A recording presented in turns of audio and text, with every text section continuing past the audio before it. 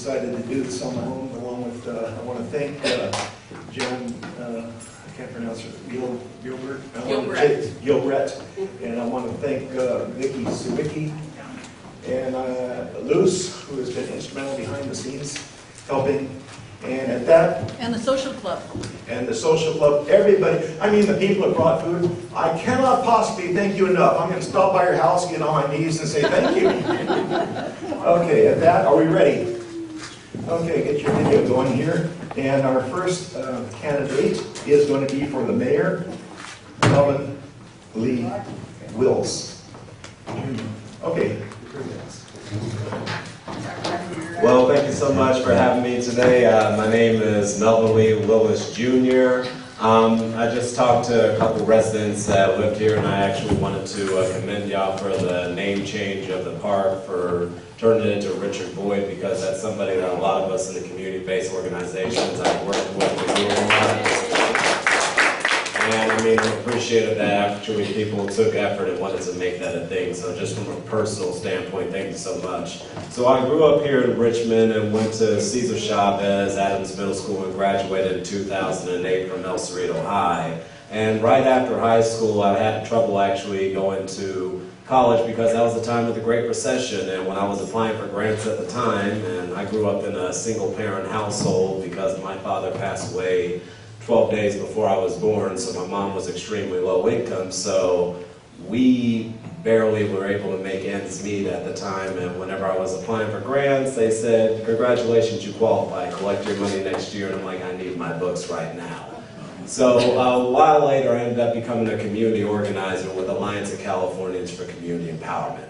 All they wanted me to do was go door knocking and invite people to a community event around Blight, where Gail McLaughlin, Jovanka Beckles, and at the time Police Chief Magnus would be at. And what I discovered from door knocking was that a lot of folks shared the same concerns that I did. People were isolated with their issues, they wanted to see a change, didn't know how to get involved, but being able to walk up to them with the opportunity to meet their public officials and have their voices be heard meant something to community members, and actually led to a vacant property registration ordinance law being passed, which basically means if there's a vacant property in Richmond, the owners need to register it with the city, and the city can hold them accountable to make sure it doesn't become a blight on the community. And in the 7 years I've been organizing, I've organized around the housing crisis, to fight against foreclosures and loan modifications and principal reductions on homeowners who had underwater mortgages, led to me fighting for rent control and just cause for eviction, and being a part of the Prop 10 movement to gather signatures to repeal Costa-Hawkins, so statewide cities can look into tenant protections without limitations from the state. Also going to the county level to fight for health care for those who are undocumented, leading the efforts to increase the minimum wage when I first got on council, and working on criminal justice reform within our county. 30 seconds. 30 seconds? So yeah, some of the endorsements that I've gathered are Gail McLaughlin, California Nurses Association, Richmond Progressive Alliance, ACE Action, several other unions and groups, because I believe in working collaboratively with people to get things done, because it doesn't take one person to make a change, it takes all of us working together. So thank you again for having me, and I look forward to this forum.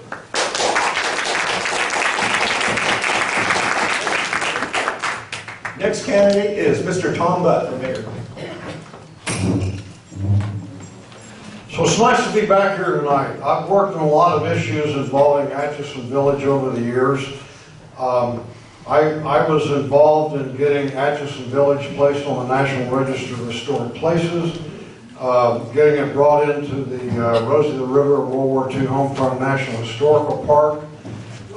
You know, there was a problem here that a lot of sewer laterals had to be replaced, and there was some confusion about whether it could be done under the city's lateral ordinance, and I got that ordinance changed so that city grants could be used at Atchison Village, and I know that dozens and dozens, if not hundreds, of laterals have been replaced and have been subsidized or paid for by the city. Another big issue I've worked on here are quiet zones for trains. Some of you have been here for a while might remember the trains going by here and crossing Gerard and all night long and blowing their horns. And we got all those great crossings, even the one down in Ohio put into a quiet zone, so we don't have that problem anymore. So, you know, the bottom line is, that's what I've been on the city council for 19 years. I've been mayor for 3.5 years. And that's what I do, is I solve problems. I look for ways to make Richmond a better place to live, to improve the quality of life. And we've come a long way. You know, right now, Richmond has the lowest unemployment rate in history. Crime continues to go down. We have the Richmond Promise program that already has funded scholarships for over 1,000 Richmond high school graduates at a cost of about $6 million. It's the biggest project, the biggest program of its type in the state of California. And you know, we just keep looking for ways to make Richmond better, to make it cleaner, greener, improve the quality of life. And I'm really optimistic about Richmond in the future. You know, I want to keep on moving in these directions. We need to build more housing. We need housing for people at every income level. Our housing quota that comes from ABAG, we actually are okay in the middle part, but we need more housing at the high end and the very low end. And so that's one of my goals, is to keep that housing coming into Richmond. Another big thing that we're working on right now is try to turn Point Malati into a complete neighborhood. Develop it. A big part of it's going to be safe for recreational, but we also need housing out there, and we need businesses, and that's something else that I'm going to work really hard on in the future. Thank you. The next on our agenda is Carol Johnson, running for City Council. I want to thank everybody for coming. I'm Carol Johnson. I have been a community advocate for the past 11 years. Although I'm not originally from Richmond, I've been living here for 22 years, and I have 3 beautiful daughters and a handsome son. And while I was working hard, earning my bachelor's degree from San Francisco State, 2 cousins of mine were shot and killed here in Richmond. One in 2004 and another in 2006. And we've also had several friends that were lost to gun violence. So I felt like I had to get personally involved after all of that trauma. I couldn't just sit back anymore and do nothing. So I got involved with the Brady campaign to prevent gun violence. I was the West County chapter president for 3 years. Then I became involved with Richmond Ceasefire in 2011, where we walked in various neighborhoods every Friday night to spread the message that we wanted people to be alive and free. And we also met with the young men who were at risk and tried to encourage them to stop what they were doing, but we also offered them alternatives, job training, education, anything. But the bottom line is we wanted the violence to stop.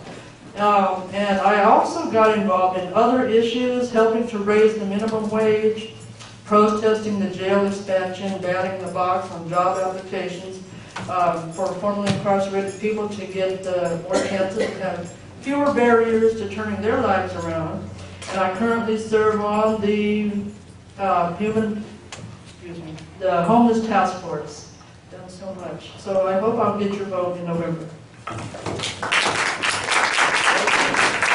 That was Carol Johnson, and our next candidate for City Council is Dimlis Johnson.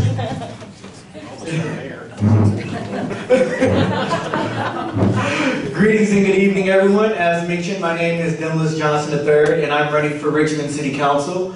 I was born at Brookside Hospital when it was called Brookside Hospital. I was raised in the Iron Triangle, right across the street from the Devon Community Center. And I'm a 4th generation Richmond resident. My great-grandparents came up during the Second World War to work in the Kaiser shipyards, and my grandfather was the owner of the Savoy nightclub. In addition to being a 4th generation Richmond resident, I'm also a 4th generation union member. I'm a proud shop steward for Teamsters Local 856. And I'm proud to have the endorsements of the Contra Costa Building and Construction Trades. Also, before going through Richmond schools, I graduated from Howard University in 2015, majoring in communications and double minoring in history and political science. Upon graduating, I returned home to Richmond, California to work at the Richmond High School as a school community organizer, where I coordinate both district and community resources to help lower the barriers in economic, academic, and the social issues that some of the students and parents may face.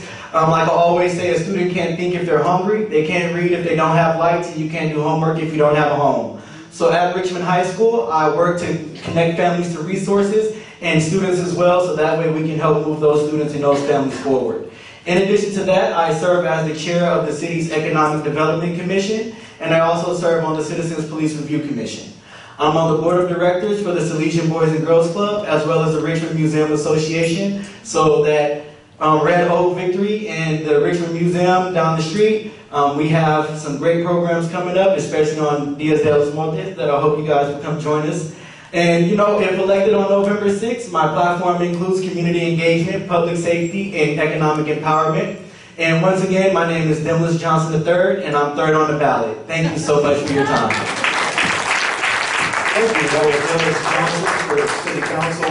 Next candidate for City Council is Vicki Ramirez. Hi, thank you everyone for having us this evening. My name is Virginia Ramirez and I go by Vicky. I was born in Salinas, California to Mexican parents who work in the vegetable fields. They tell me about humility and hard work and I love them very much. I have lived in Richmond for the past 20 years and attended the public schools here. Half of the time I lived at the St. John's apartments across the street and the other half at Easter Hill in the south side. In 2008, I received a full ride scholarship to UC Berkeley, and in 2012, my BA in social welfare. I chose this career because I truly care for the welfare of others. My current position right now consists of being the legal immigration assistant at a nonprofit here in Richmond, where we provide low-cost immigration services to many Richmond residents. And I also work at Target on Sundays. I am a proud member of ACE, Alliance of Californians for Community Empowerment, because I believe they are a true voice to our community. And as a member and volunteer, I have helped pass rent control and just cause for evictions twice. I have also spoke out at the Board of Supervisor meetings twice to oppose the jail expansion at the West County Detention Center, and also oppose the contract that the sheriff had with ICE. I spoke out in support of Contra Costa Cares, which is a healthcare for undocumented workers in Contra Costa, because preventative healthcare is better than high-cost emergency rooms. If elected on November 6th, my platform will consist of focusing on housing, defending immigration rights, and maintaining the welfare of the city. For example, maintaining the roads, the parks clean, and continue the beautification that has been occurring in Richmond already. Thank you so much. That was Vicki Ramirez for City Council. Our next candidate for City Council is Ada Restinos. Am I pronouncing it right? Thank you. Good evening, everyone. My name is Ada Vecinos, and I am fortunate enough to be in this country because my parents came from El Salvador in the 80s seeking asylum during the Civil War. And I realized that that's such a big part of my identity because with the issues with housing, we've had very unstable home for a very long time. And at first, during the first eviction, my parents were scrappy and said, that's fine, this is a new adventure. But now as they're older, I know that the fear of losing housing again becomes much more and more compounded once you've been through the experience and felt that trauma. And I know that as they get older and find it more difficult to find jobs that pay a really good wage without a high school diploma are basically diminishing, if not even available at all. And so for me, my parents really put all of their effort and energy into making sure that I graduated from UC Santa Cruz after attending community college for a couple of years. And I know that not only was I able to be successful because of their support, but because of a community that I had, professors who believed in me, friends and family who invested in my leadership. And I know that at the end and at the core, our communities have to reflect that if we want to change the long term. I can no longer feel like an exception. That's not okay. These opportunities have to be widely and readily available to all of our young people. We have to make sure that our elders can retire with dignity, and all of that is coming to a very near end because housing costs keep rising. our opportunities for good jobs are decreasing. And I was fortunate enough to be able to also go and participate in a fellowship with the Congressional Hunger Center, where it was the first chance that I got to reflect on all my lived experiences and apply that to policy. And that's why I know that it's such an impactful way to change the trajectory that we're going in. Because I had all of these experiences, all these ideas about how we could do things better, and I was finally able to work with migrant families to make sure that their voices were at the table, to be able to implement school meal programs in a way that was culturally sensitive, respectful, and effective. And I take those experiences with me and apply them to the opportunities we have to create good policy here. And in fact, I've been able to do that since I was appointed last September. I'm currently working to fully implement what is known as a California Buy Clean policy, which will be able to have us use our purchasing power to be more effective about the types of supplies we use to fix our roads and oh, thank you. And then I also formalized the partnership with 23rd Street, and I'm currently working to make sure that all our commercial corridors get the attention and the funds they need to expand small business ownership. Thank you.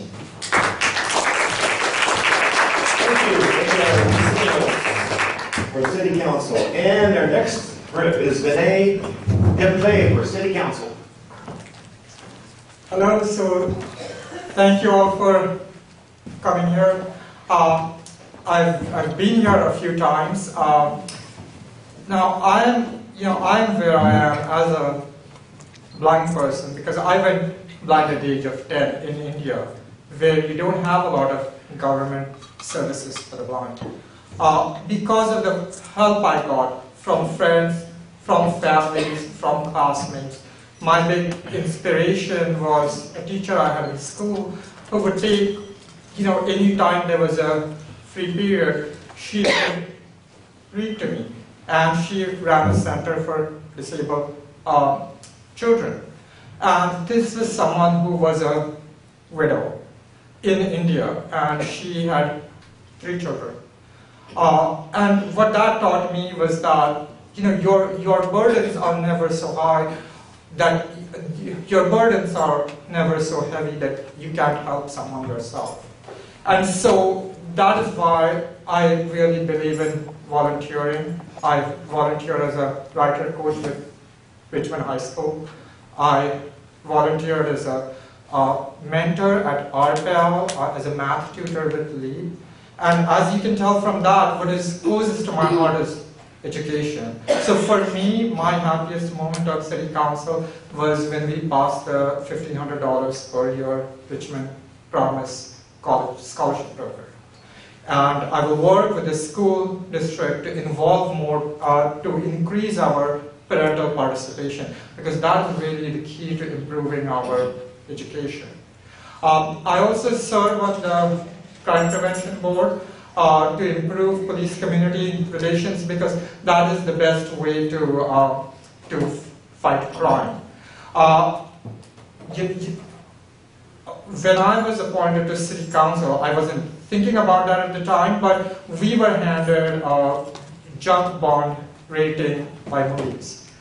And that caused, the swaps that our city had engaged in ended up costing us over $100 million. And that basically happened because a lot of the council members really did not know what they were signing on to. So I do think that we need people who have the background. I have a law degree from Berkeley, to actually understand it and to make sure that you are fiscally responsible and that you know exactly what you are doing before you engage in this kind of risk-taking. Thank you very much. Thank you very much. We'll get to Jim Rogers in just a little bit. Eleanor Thompson, running for City Council. Thank you. Eleanor Thompson, thank you very much. I'm glad to be here, and I thank you all for inviting us here on tonight. And as people was talking about their struggles in life, my struggle is that both my parents were dead by the time I was 12. So I was raised up in the foster home system, but that didn't stop me from going to college, getting my education, raising my children here in Richmond, and they all graduated from college, masters and law degrees. So I just want to say that I think maybe that's why I have such a heart for the people, because I know where I came from. I substituted in the Richmond Unified School District, John Sweat School District, and I work with youth. I founded the Social Progress Inc. Nonprofit program in North Richmond because we had 64 murders in Richmond, and those were all young black men in 91. And I formed that to have them, so that they would have a safe place to go after school. And they would all come to I had a duplex on the corner of 7th and Ripley. And they would all come there after school and ride bicycles. We had bicycles in the garage. And we did after school programs. And right now I've received a grant from the city of Richmond. With that grant, we're going to give diplomas. We're going to have the Penn Foster program, where young men, young women, anyone that needs a diploma, has not completed it, can come to our program and get a diploma, and it's paid for through the grant that we received from the city of Richmond. I also serve on the Parks and Recs Commission right now, but I've served on many, many committees in the city of Richmond. I've served on the police commission as a police commissioner. I also was elected to represent West County for the Democratic Party. Also served on Anti-Drug Task Force, and I also received the recipient of the Volunteer of the Year Award, and I was nominated for that award by Officer John Taylor because I had a group home in South Central Richmond, and he saw how I worked with the youth, and he nominated me to receive that award for that year. And I received that from Honorable Rosemary Corbett. Also, I received a proclamation from Honorable Gail Watson and many other awards that I received. I received the Judge Carroll Community Award also. Thank you. I don't think I have too much more to say. Just that in November 6th, I hope you vote for me because I will fight for you. And people say that I'm always for the underdog. So you guys vote for me, and I'm sure I'll be a voice for you for your struggles, as we have all struggled in the past. Thank you so much. Thank you. That was Eduardo Martinez for City Council. The next is Jim Rogers for City Council. Thank you, John. Thank you very much for coming out tonight. It's nice to be back. I've been here many times over the years, both meeting with the, meeting on candidates nights, meeting with your homeowners association.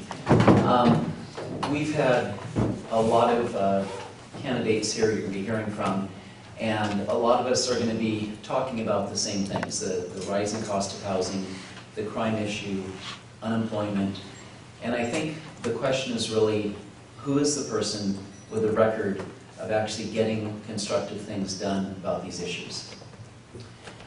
I want to talk about issues that I dealt with. I'm not somebody who goes out, makes a lot of campaign promises, chains myself to the gates at Chevron, all that kind of thing. I'm a pragmatist, I'm progressive, I'm a liberal Democrat, and I get things done. We have a Richmond Promise Scholarship, $35 million, working with Jael Myra, council member, Mayor at the time a council member. We negotiated Chevron, and we got $90 million in community benefits, things like job training, internet access for all to bridge the digital divide, and we got the $35 million Richmond Promise Scholarship Program with scholarships for every senior graduating in Richmond. When we had a crisis back in the early 2000s, we went out and I heard people's anger, I heard their concern when we were losing police, closing fire stations, closing libraries, decimating park and recreation programs. We went out and I spearheaded the drive for 2 taxes. And I know taxes are a controversial topic, I know they're unpopular. But both of them were progressive taxes. One of them, Chevron and heavy industry, paid about 2/3. We got them passed. I spearheaded that effort. Other people on the council helped out, including Mayor Buck with the fundraising. We ran the campaign. We got them passed. As a result of that, we were able to bring police back. We were able to open the fire stations, reopen the libraries. So I'm not somebody who's going to spend a lot of time and effort on dealing with issues like space-based mind control weapons and that kind of thing. I'm somebody who works on nuts and bolts issues that affect people's everyday life. I want to talk about closing the schools. I led the fight that saved the schools, working with Councilmember Butt, Councilmember Bates. We kept the schools open, and it was Kennedy, Grant, and Alenda. I think you all know what happens when neighborhood schools go down, which is that the scores, the test scores, the number of kids going to college also goes down. Not only did we save them, but I brought in a provision to have the schools pay for repairs we had to do anyway for the Kennedy High Swim Center. And as a result of that, we saved the schools, and we did it at no net cost to the Richmond taxpayers. And I think that's my time. Thank you very much. Thank you. That was Jim Rogers for City Council. And the next on our agenda is Cesar Zapata for City Council, if I pronounced it right. Close enough. Okay. As long as you just know what it looks like and you put a little thought by it. You can say it however you like. So good afternoon, everybody. I apologize that I was a little late. My name is Cesar Zapata, and I am a community leader and a candidate for Richmond City Council. And around the community, I am also known as the candidate that gets things done. And I have this title because of the work that I've done around the community. I've been involved for many, many years. I'm president of the Hilltop District Neighborhood Council. I'm actually the one that co-founded the Hilltop District Neighborhood Council. I co-founded it after realizing that there was a big section of Hilltop that did not have a neighborhood council. And there was a section that did, but it was inactive for over 10 years. So we got together, and then we created a Hilltop District Neighborhood Council. One of the issues we had up there, and sort of how I started getting that title, was a big thing of dirt on one of the corners of the streets. And people kept asking me, what is that? I looked into it, realized it was supposed to be a park 17 years prior to that date. It only took a little while. I got involved. I contacted the original builder to come in and figure out what was supposed to be there. He, actually his secretary, sent me copies of faxes over email, because that's how long ago it was. And we realized that was supposed to be a park. And I worked with the city to make sure that we upgraded that piece of dirt into an actual park. I worked with them, and now we have over 50 trees planted in that park. We have lights, which we debated whether there was lights or not. And I said, what are these post things for? I said, oh, those are for lights. I'm like, then why are you saying we don't have any lights when there's light posts for it? And there's electricity. Right, so that was like little silly things we had to work on. That was one of them. So park took 17 years to make. I got involved. We got it done. That was just one of the examples there. Another example, going to other communities. On 23rd Street, there is an alleyway, and now it's called the Sochi Project. And the Sochi stands for flower in Aztec. It's behind the Puerto Mix restaurant. And that there was just an alleyway full of trash, graffiti, prostitution, drugs, and more importantly, that was the front door to a lot of people's homes that lived in that alleyway. Kids played around that. So we got involved and we cleaned it up. Now it's paved, so you don't have to walk in mud anymore. It has very little graffiti to any, and trash, very little as well. And now we have lights. The community donated money, and we installed lights on that alleyway. So now, it's a much cleaner street to live in. Thank you. Thank you, Speaker for Richmond City Council. And the next on our agenda is Eduardo Martinez for the Richmond City Council. Thank you. Thank you for having me here, and thank you for putting this together. My apologies for being late. I'm a candidate who represents residents, and the reason I'm late is because there were several abatement problems that citizens had called me about, And so just before I left my office, they called me and said, can you come take a look at this because it still hasn't been cleaned up. So I went there, I took photographs, and I'm going to remind our abatement person that this is something that's been on the agenda for weeks, and that it's time to clean it up. So I have someone else who wants stop signs. So I know that we have a process, you know, but sometimes the process doesn't meet the needs of the community. So I will work on that. So any kind of community problems, people call me and I help them resolve them. So we're all known as candidates who get things done. And some of the things that I've done have been, for instance, I worked with sustainable communities, and what we did was we were able to get trees from the Central Valley and donated to us, and we provided them to the city of Richmond for distribution, fruit trees, so that families could plant fruit trees in their homes. And I'm sure that some of you received those free fruit trees here, but I know that we had them at all the community centers and they were given out, and we even delivered a lot of them ourselves. I have been on the city council for 4 years. I'm running for re-election, and I hope that I have your vote to continue doing so.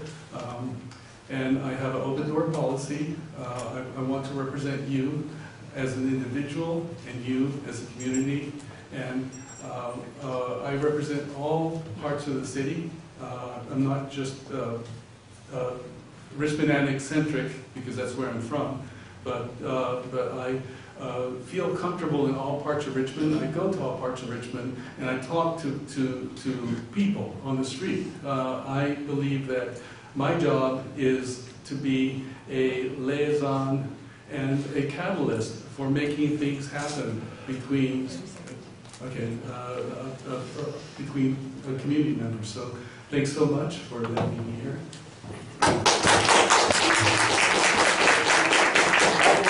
Eduardo Martinez for the Richmond City Council. Our next honorant is Diego Garcia for the Richmond City Council. Good evening, everyone. My name is Diego Garcia, and I've been in Richmond for 40 years. My dad moved here in 1963. He was one of the first Mexicanos who worked at Color Spot in North Richmond. My two younger brothers were actually born in the old Richmond on 23rd Street. So I've been in this community for a long time, and because of the broken education system and no after-school programs for youth or youth resources, I was pushed to the streets. And by age 19, I was already a young father, I was shot, and I was in the streets.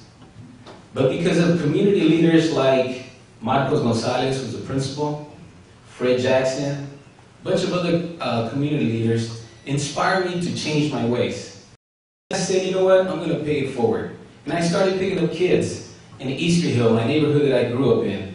And in less than 3 months, my group of 4 kids went up to 60 kids. Not sure how that happened, but I was just attracted to those kids and they all came in. Well, the school district took notice of this, and Familias Unidas and the neighborhood house in North Richmond hired me as an outreach worker. But because I was in the streets, I was very specialized and knowledgeable about what was going on, I became a youth counselor, mediator, A through Z in the schools. I worked in all the schools from Downer, Helms, Richmond High, Kennedy, El Cerrito, as a youth counselor there. From there, the Richmond Police Department hired me as a crime prevention specialist, and I worked there for 4 years. The school district took notice of that and hired me as the Healthy Start director. I overseen a group of 22 teachers. There were 2 case managers, 2 counselors, and a budget of $1 million. From there, I founded my own youth program, started with 15 kids, and actually started right here in this park. It was a soccer program. And from there, it grew to 300 families. What we came up with was not just a soccer program, but what can we do to give back to the community? So in order for them to register, they had to commit to at least 10 hours of community service. and this is something that I inspire people to do. Be able to give back and be part of this community. I remember at one time, from there, I also started working with the community in different areas, nonprofit organizations. I also was the vice chair for the Parks and Recreation Commission. I currently sit in the Citizens Police Review Commission, and the list goes on and on. I've been serving Richmond for 23 years now. This is something that I was born to do, and if elected on November 6th, I will continue doing what I have been doing for 23 years. This is who I am, and I give back to the community. Thank you. Next is Nat Bates for City Council. Good evening, everyone. Most of you know me. Everybody call me Nat. I've been your mayor on 2 occasions, several times vice mayor, and 4 decades thereabout as your city council member. What some of you don't know is that Atchison Village was my first home. I was here when we purchased it from the Navy. Adolph Broussard, Mr. Garcia, Ms. LeBeau, a host of others. It gave me an opportunity to put a little investment in my pocket, and later I bought another home in Parkview in Richmond. My number 3 priority is the number 1, balanced budget. $168 million is hardly any different than your own budget, except it's larger and a little bit more complex. But you can't spend money that you don't have. So we've got to have a balanced budget. The second is police protection.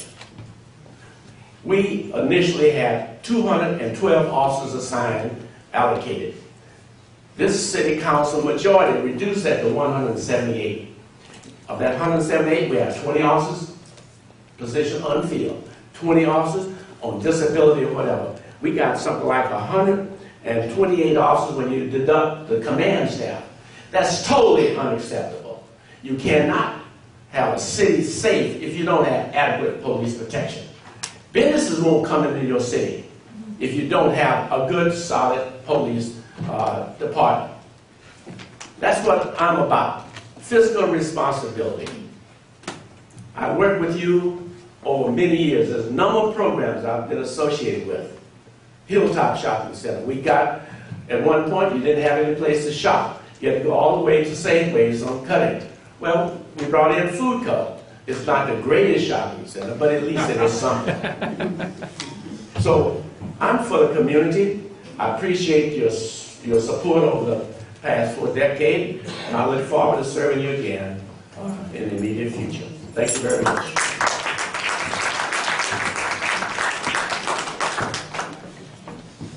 Thank you. And we have one write-in. Forgive me. You're going to have to introduce yourself. We're all 10 of them. Next person. My name is Cathy Robinson. I came to Richmond because my grandmother was a Rosie the Riveter. And I was born in Des Moines, Iowa. And she told my mother we should come here because there was more jobs here and it would be a better place for us to live. So my mother's sister moved here and then my mother moved here. My mother was the first black medical records librarian in the state of California. She received an award for Eleanor Roosevelt for being the best speller in Des Moines, Iowa. So my family was very much into education. When I came here, we moved a lot of different places. I went to probably every school in Richmond. But I ended up in, we lived in Easter Hill. My father was an organizer. He organized a boys club. There were 35 boys in Easter Hill that were in his club. But there was a very tragic thing that happened. Those boys were drafted, and all of them died but 5.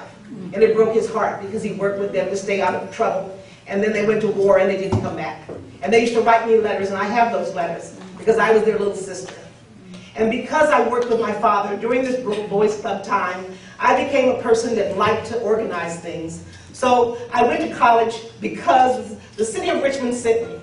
The district advisory committee, the school advisory committee, the PTA, and Contra Costa College gave me scholarships. So I went to Contra Costa College, got a degree in AA degree in early childhood education. Then I went to JFK, John F. Kennedy University, and I got a degree in behavioral science. I got a degree in behavioral science because I was an educator, but I know that if you understand people's behavior, you do a much better job as a teacher. I work from infants to college. I teach, I tutor, I mentor, and I've been in this community for 62 years, working everywhere, with every school. And what I loved about what I do, I work for Professional Tutors of America. I go into the homes of the families here, and I work with them. When I first started doing this, it was really funny because I'd have the younger kids. And then the older kids would see, oh, they're learning to read, they're doing math, so they tell their parents, sign me up next year. So sometimes I do 5 people in the family. And I went all over, and I realized we have a very diverse community that's not really involved in Richmond. We have lots and lots of people that don't come out because they're not invited. I want those people to take part.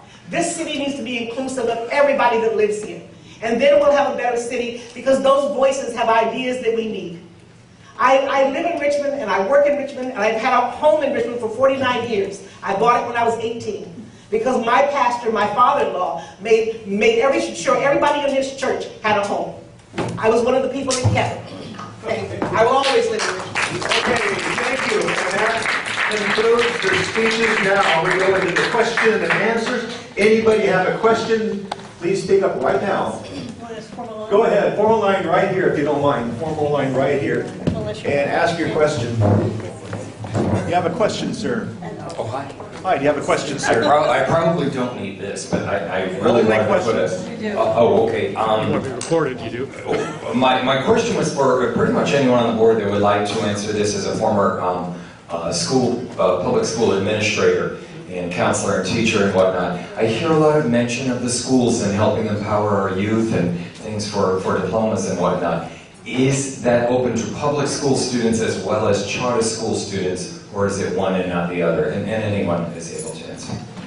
I'll give it, Mr. Jim Rogers will answer the question. Thank you. The City of Richmond, of course, as we all know, does not run the school district. There's a separate elected school board that does that.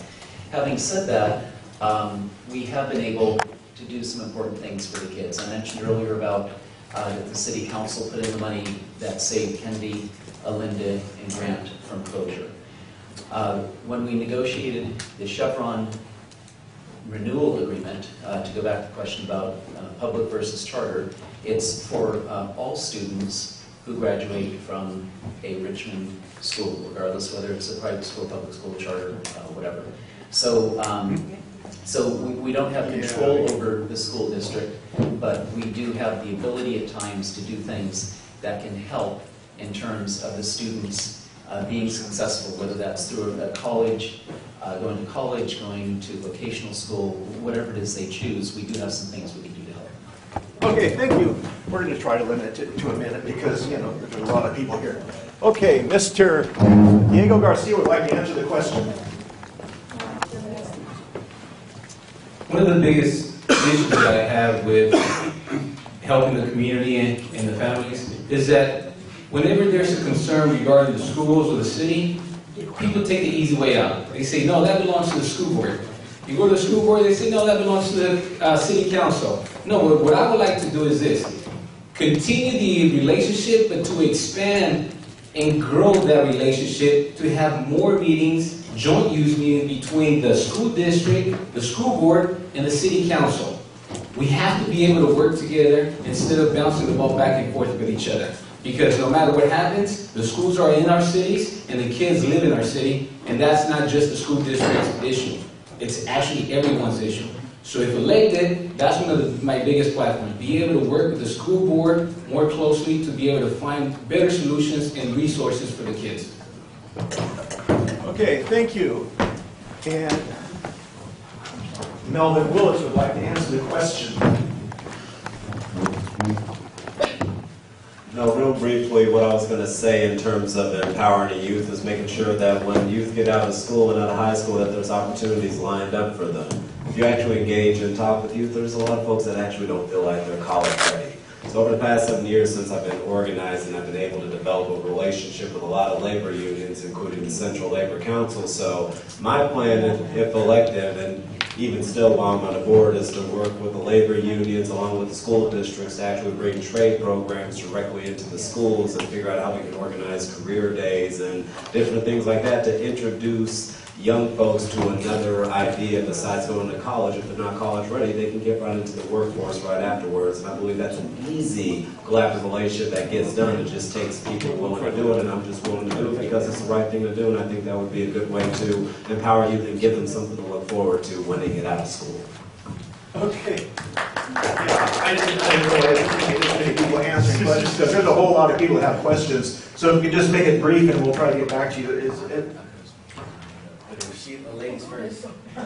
Ladies first. Go down. Okay. My first job when I finished school at Contra Costa was working for a neighborhood house. I was working for Head Start. I had 20 students, 17 of them were Spanish speaking. I didn't speak Spanish. And they asked me if I'd take the job. I said yes. What I did is I went to Kennedy High, El Cerrito High, and Richmond High, and I talked to their fourth-year Spanish teachers. And I said, I need 4 of your students to come every day to my class, and I need you to give them credit for that. They did. Because I said, if you come to my class, and because in your class you're learning from tapes and books, my kids only speak Spanish. So they sent them over. We did it for a whole year. My kids improved. I had 20 volunteers because the parents wanted to learn English, and they wanted to be able to work with these people that came. And the students came every day. They caught the bus down. They were reliable. And when they finished, they went to college, they came back. They became doctors, nurses, and lawyers, and they became very good at Spanish speaking because they worked with my class for a whole year. That's what I would like to do. Make collaborations between the public and the school. Okay, we're going to try to reduce this to one question, one answer, but anyway, then let's have a... I'm sorry. Make it very brief, because we'll get back to you. Most definitely. You know, I want to talk about what I'm actually doing right now. And that's making sure that we have a real robust school-to-union pipeline. And that's where the students in Mr. Milam's woodshop class are actually learning the Carpenter's Apprenticeship Program for the local 152. And once they're done with the apprenticeship program, where they're going to be making $20 to $40 an hour, they're going to go directly into the Carpenters Union Local 152, earning up to $50 to $60 an hour. Let me tell you a bit about something else that I'm actually doing right now. I'm also helping to plan Career Day at Richmond High School. As the only candidate that is employed by West Contra Costa Unified School District, I have the unique privilege of coordinating both the community and the district. And that's why on November 1st at Richmond High School from 8:30 to 4:30, we're going to have building and construction trades come to Richmond High School and offer apprenticeship programs, not just to students, but to parents as well. And that's why in this apprenticeship program and in this pipeline, it'll include veterans in our helmets to hard hats, as well as those who are recently incarcerated coming home looking for better opportunities. The union pipeline that we're currently working on is a robust one, and it is an active one. Thank you. Thank you. Okay, real quick, so there were regular meetings, there were collaborative meetings between the city council and the school district, but those haven't happened in a while, so they definitely need to start up again, and there needs to be much more oversight over charter schools, because I'm very concerned about those. Okay, go ahead. We're going to have to ask, get people to ask more questions. Okay, so you've heard a little bit of talk about the Richmond Promise program. I want to fill in some details. Again, that program is the largest scholarship program of its type in the state of California. It provides scholarships to about half of the high school graduates in Richmond every year. It's in its 3rd year now. And the important part about that program, believe it or not, it's not the scholarship, which is worth $6,000, but it's creating that college-going culture where a lot of volunteer organizations and other people work with students starting as early as middle school and start working with them to get into the program, to make their grades, to qualify for college, qualify for a scholarship, and then once they're in college, to make sure they stay there. So this is a game changer for Richmond, and it's something the city of Richmond did and is completely responsible for. Thank you. That was Mayor Mom Butt. Let's go to another question. We'll get back to you later because we got lots of questions. Good evening, everybody. My name is Janice Hash. I live here in Atchison Village, and I'm also a member of the group No Coal in Richmond. I would like to limit my questions responses to Mr. Bates, Mr. Johnson, and Ms. Ramirez, Because the other candidates have already answered these questions via email. You can see the answers on No Coal in Richmond website if you would like to see what these answers have been. The question is, if elected, what actions will you propose or support for limiting and eliminating the huge amounts of coal and petcoke that are currently being shipped through Richmond for export through the 11 Richmond terminal? And as I said, I'd like to limit these answers to Mr. Bates, Mr. Johnson, and Mr. Ramirez. You're limiting it now to one answer. Yeah, can you limit it to one? Okay, sure. Well, then I'd like to limit it to Mr. Bates. Oh, okay. Yeah, we're going to get these. Okay, Mr. Matt Bates, could you answer the question, please? I share your concerns, as many of us on the council do. I'm opposed to the coal. However, you got to understand that this is a FCC, a federal government, who has the authority, not the city council. We cannot make rules that apply to the federal commission and their transportation of any goods. What we can do is we can recommend and we can submit proposals in opposition. But we do not have the authority. That is a federal jurisdiction completely beyond the control of the city council. It's not. Okay. It's not. Okay. Thank you. Can you, next, just a question. Am I allowed to ask both the mayor and the Yes. louder? Ask me a question. Anybody you want. One person. Use the microphone now. One person. So I would have a question for Mr. Willis, and I would like to hear a summary of your vision of how Richmond can fit into solutions for the housing crisis that is regional. And please include in your answer a mention of rent control and a mention of high-end development on Point Mulati. Mr. Melvin Willis. Okay, brief in 1 minute. So, was one of the lead organizers in helping pass rent control and just cause for eviction back in 2016, which was the first rent control law to pass in over 30 years in California's history, and it passed with 65% of the vote. I work with the Housing Now Coalition, a statewide coalition with over 70 groups from different areas to put the repeal of Costa-Hawkins on the ballot, which is on the ballot. I'm voting yes on Prop 10. So rent control can include single-family homes and buildings built after 1995. I work with the Heritage tenants to fight against a 12% rent increase, so those seniors weren't put out, so they got a 3% increase as well. In terms of housing in Point Mulati, because there's one way in, one way out, and I believe in infill development, I don't think there should be housing in Point Mulati, and that housing that I'm interested in is mixed-use income developments that have affordable housing components, because I want to desegregate communities, because you can see where the low-income areas are and higher-income areas are. We need to bring incomes together. Melvin Willis. Yeah, ask your question, please. Thank you.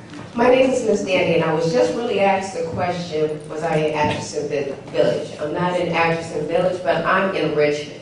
Thank you. Thank you. That's all you need to be. And the thing is about me, I work at Richmond High. I work in the school district. I can get a lot of things done in Richmond if I can get all the people on this panel right here to work with not just me, but with everyone. But my question is, because I am long-winded, but my question is to Mayor Bud. You continue to say that Richmond has been and is getting safer.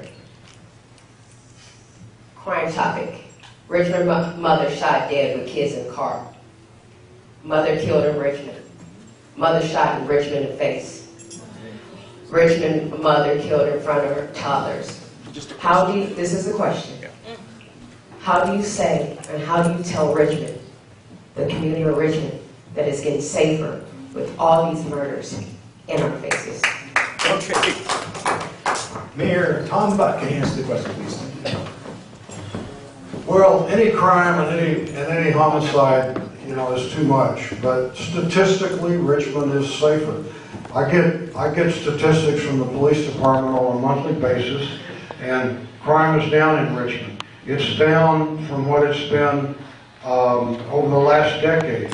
Right now, I think our homicide count is about at 11, which is what it was last year, second lowest in Richmond history.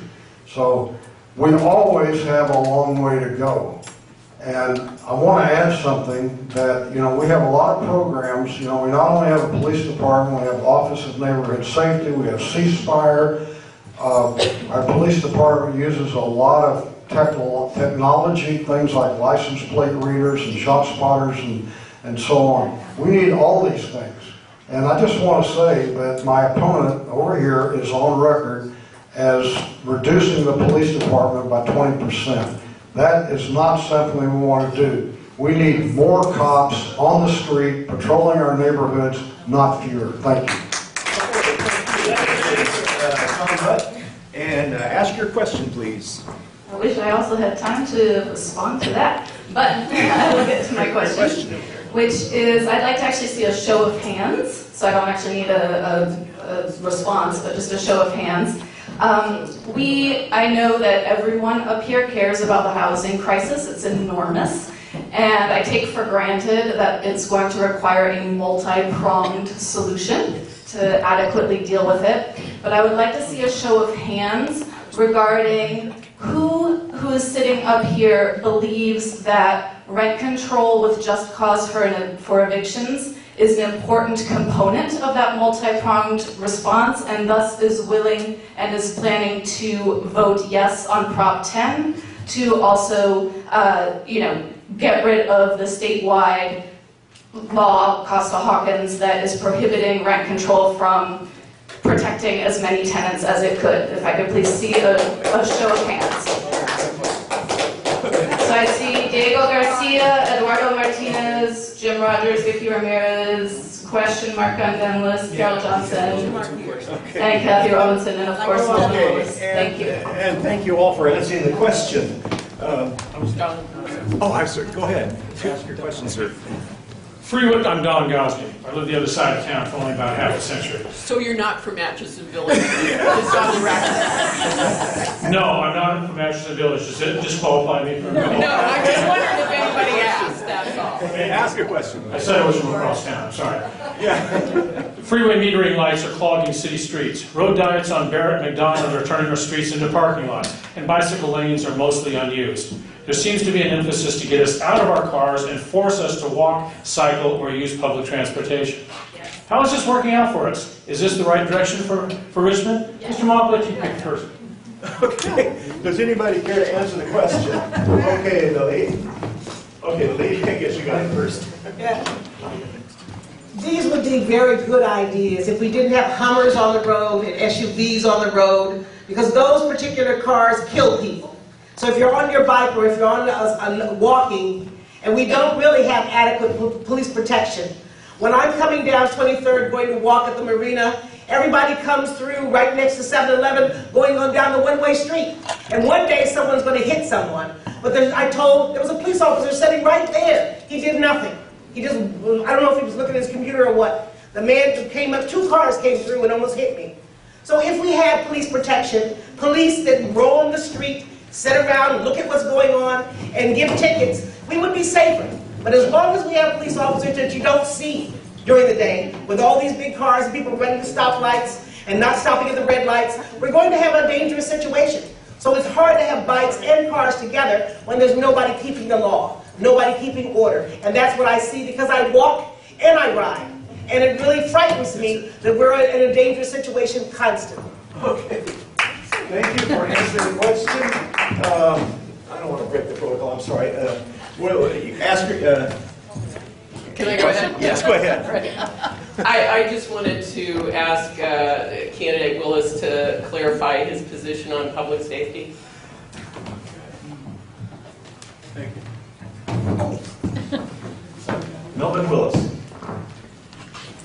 Yeah, look, my position on public safety is thinking about the other services that are in need and that are really underfunded, and I believe that true public safety comes from investing in its people with jobs, social services, other programs, youth services, and not just policing them. When I was at a candidates forum at Hilltop, our own police officer said that arresting people does not increase safety, education does. So when I looked at a budget that has 60% of going to public safety, police and fire, I'm thinking about what about our library services, our homeless services, our youth programs and services, everything that other people are crying for that we need. We need to bring in new revenue, but as we're looking at our budget, we need to also consider what do people actually need besides just policing them. That's where that statement comes from, and it came from actually working with community groups that are working on reentry works and figuring out how to get other social services besides just policing them. Ask your question, sir. So I'll be transparent. I've already made up my mind about 2 of my votes for council. Just a question. But because I need to make up my mind about that third one, this question is for Dennis. What is your approach to dealing with housing for people making, say, under $50,000 a year? Dennis Johnson, can you answer the question, please? Most definitely.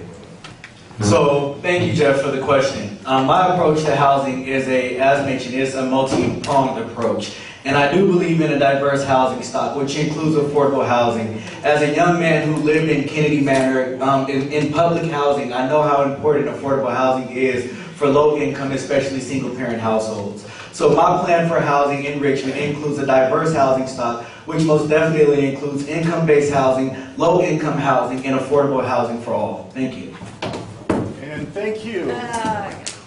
Can you ask your question, please? Can we turn the volume down a little bit? I have to climb back there. Can you just hold the microphone a little further away? Can you hear me now? Yeah. Hi, my question is specifically for Mayor Butt. My name is Madeline Morrow. I'm the president of the board of directors here at Atchison Village. And about 18 months ago, I emailed you about a problem we had with this intersection right here. This has to do with public safety, where we had 4 major accidents. One where a truck went into one of our members' units, into the bedroom halfway in. One took someone's tree out. One accident hit the stop sign, and one almost killed the fruit vendor. You immediately emailed me back that there would be a traffic study. Nothing happened. 6 months later, I asked you again about it, and we got some pictures about some cones you were going to put. Nothing's happened. I'm wondering if we're ever going to have any thing done about this major problem with this intersection at Curry and West McDonald.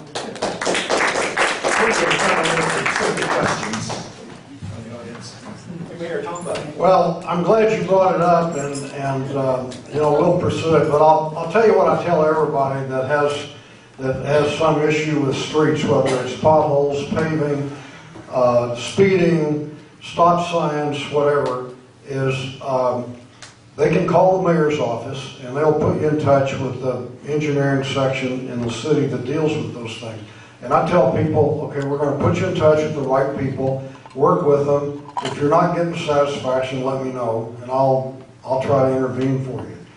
And you know, if you're not getting that satisfaction, I wish I'd gotten an email from you 3 months ago, and we would have pursued this. But if you wouldn't mind, email me again and tell me what you know about it and where you are, and we're going to work on it. That's what we do.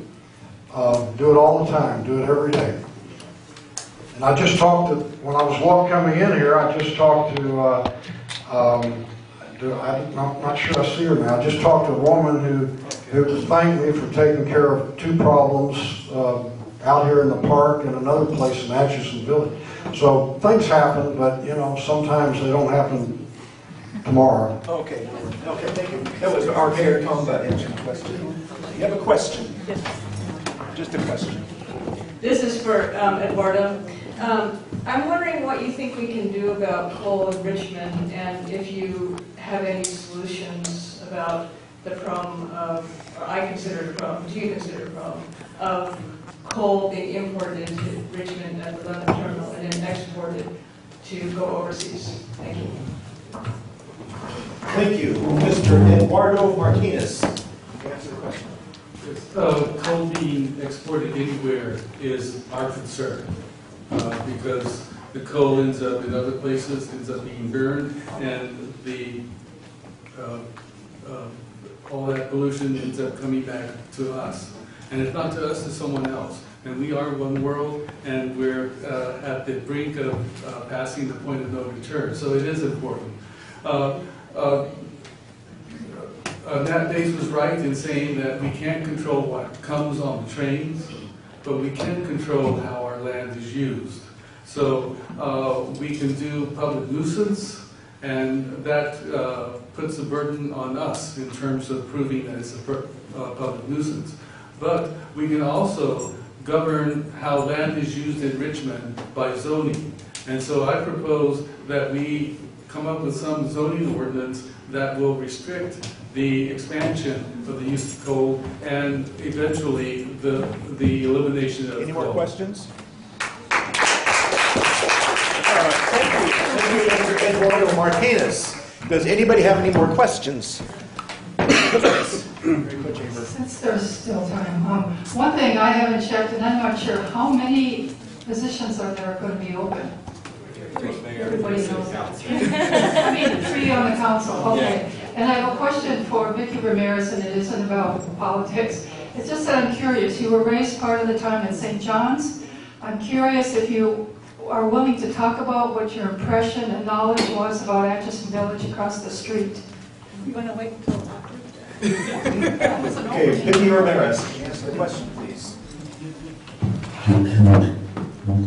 I think I can answer that in many different ways. I'll take a little bit about my experience. I was 8 years old when we moved into St. John's Apartments. There was once where we saw a man a block away getting shot at. Various times there was a violence. That's kind of my experience. We also had a community where we got along within the St. John's Apartments. What we knew about Atchison Village was that they had a park, that they were a village of a group of just organized, people that had housing and they had their I don't know. Like I don't know what I need to answer. Do you want me to know like if I knew people here? Yes, I knew people here. Do I think it's? I don't know. I'm sorry. Well, that person could rephrase their question if it wasn't answered correctly. Okay, does anybody have any more questions? Can I ask a second question? Sure. Thank you. Sorry. Thank you. Again, Don Gosney, I still don't live in Atchison Village. That's all right. You're an American citizen. You vote. There was a time not that long ago when Richmond had at least 6 major grocery stores, and now we have none. I'm not counting Food Co., sorry. The much smaller cities around Richmond all seem to have lots of major grocery stores. Pinole is at 1/4 our size, and they have 4. What do you think? Why do you think these grocery chains left Richmond, and what will you do to convince them to return? Okay, does anybody care to? Okay, Mr. Caesar Sanetta. I can answer the question because I believe I might be the only community leader that has called every single major grocery store and smaller ones, even Berkeley Bowl. We wrote them a letter asking them to come into Richmond. When we ran out of the list for the West Coast, I called the East Coast and I proposed to them a whole new business. I was like, do you guys want to come into Richmond to open up your very first West Coast branch? And they said no. The people around here are very persistent. When they said no, I called them back. And I called them back until they called me back. And they said, oh, you're not the right demographics. I said, well, tell me about that. Because last time I saw, Richmond has 100,000 plus people living here. That's a lot more than 25,000 people in Pinole. And they have 4 grocery stores. We have none. Hercules is getting a new Safeway. El Cerrito has 2 grocery stores. So tell me about demographics. Because I don't think it's about the numbers. I think it's about the perception of Richmond. And we have to work together to change that perception. Because we know we live in a beautiful city, and we want to make sure that everybody knows to give us those opportunities. Thank you. Okay, are there... Okay, go ahead. Ask your question. That's fine. I don't need a mic. Okay, go ahead. Okay. Except the video won't hear it. It's recording, even if I'm closer? Go ahead. There it goes. Okay, Richmond has a lot, the homelessness. When I was sitting next to this lady, I answered the phone. There was a young lady at the meeting, the city council meeting. She was homeless. Twice she's called me, twice I got her into a homeless shelter that took her to Concord. Whoa. My question is, what is the quickest time that anyone on this council can get homeless shelters here for people that live in Richmond to get out of the cold, to get into somewhere to stay in overnight? Anybody? Okay, Mr. Okay, that's You've been working hard. Thank you for the question. It's an important one. There are a whole lot of different threads to the homeless problem. There's the federal Trump shredding of the safety net, which affects the kind of services that ultimately really affect whether people will remain homeless. But in the meantime, in the short term, there's one really important thing we can do. We have a vacant lot initiative, which is a tax on vacant lots. There's two things: to provide money for homeless services and to try to deal with blight. Secondly, it's going to improve the neighborhoods because it's going to force the people who are land banking, speculating, it's going to force them to do something with their properties. Not all of them, but some of them will.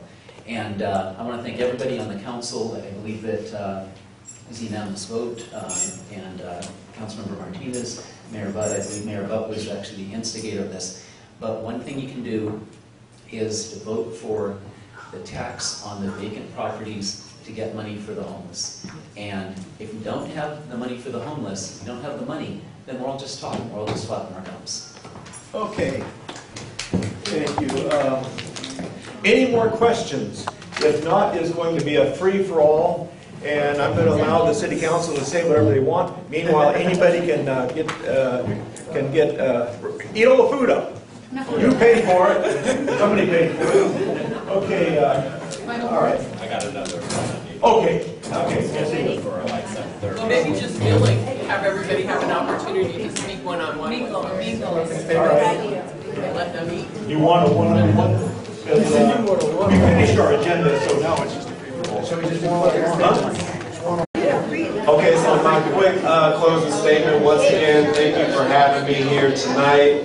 My name is Elway Willis Jr. Grew up here in Richmond, been organizing for 7 years. And my true investment has come from organizing, because being able to go door to door and work with people on issues and concerns around housing, immigration, healthcare access, criminal justice reform has transformed me in my perspective on how we can fight for true solutions and addressing the major things that we face. A lot of the issues that we are talking about and dealing with tonight did not happen overnight, so it's not going to take overnight solutions, but together I believe we can work on it, and that's what I intend to do if I become your mayor, is to work with you to find creative solutions, have a true democracy that prioritizes your leadership, and me being a servant to you as a public servant. Thank you so much.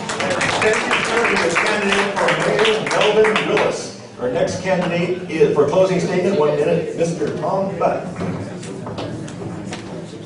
You know, I want to close by talking about this public safety issue very quickly. Again, one of the biggest differences between me and my opponent is that he wants to cut the police department by 20%.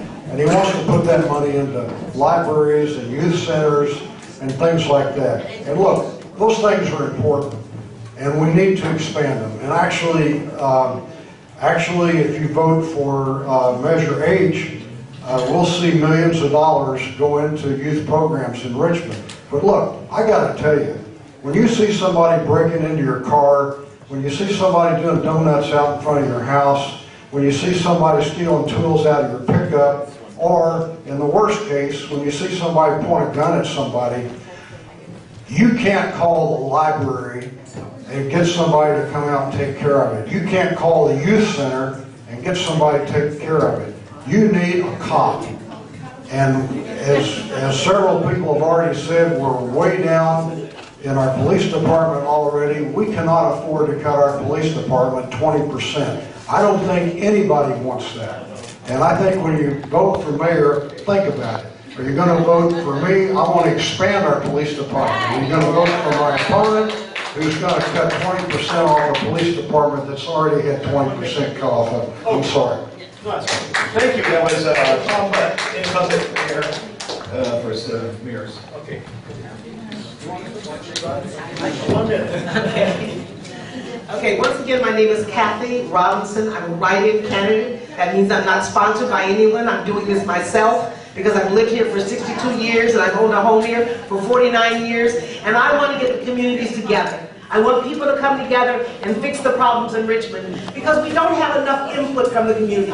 It's decided by the council, it's decided by private meetings, but we need to talk about what we want and what we need and how to fix things. That's my solution. I have a paper up there that talks about the different issues and how I would address them, and I'd like for you to get those because it's very important that you listen to some of the things I've said. I started a task force for the homeless because for 2 years I came to city council and people were dying on the streets and nothing was being done. And it needs to be settled. And my solution for that is we need to renovate these apartments up and down McDonald that have 1-bedroom and studio apartments. They're a blight to our community. No one's doing that because they make more money on building these apartment prisons. We want to bring our people back into the community. If they go into these homes, no one can say those are the homeless, those are the homeless. We're all part of the same community. Okay, thank you. And Caesar's the moderator. Statement 1 minute, please. All right, 1 minute is there. So I was endorsed by the Sierra Club, the California Democratic Club Party, and the East Bay Times. The East Bay Times says one of the strongest candidates both for his careful study of city finances and community leadership. It's about balance. We have a way too diverse community to just say, you all get X. Everyone needs something different. We need someone that's pragmatic, someone that is balanced, someone that's going to work with every community regardless of where you live. I am that candidate. I want to be able to work to bring in economic development, public safety, a hospital, which nobody talked about. We need grocery stores, which I'm already working on, workforce housing, and remember, we're not just a refinery town. We are a college town. We have a college. Let's start talking about the college and moving our kids towards that direction. We are a college town. Thank you. And thank you, Mr. Zika for City Council. Closing statement, 1 minute. So I hope I can get everybody's attention because we're almost done. But if you want a candidate who has already been active in the community, and I will continue to be active, I'll continue to show up and speak up, and wherever the need is, I'll be there. And I also want to thank Cathy Robinson because I really appreciate your passion and being a huge part of the homeless task force. Vote for me in November. Okay, thank you. That was Carol Johnson, and Dennis Johnson will make your closing statement. 1 minute, please. Thank you.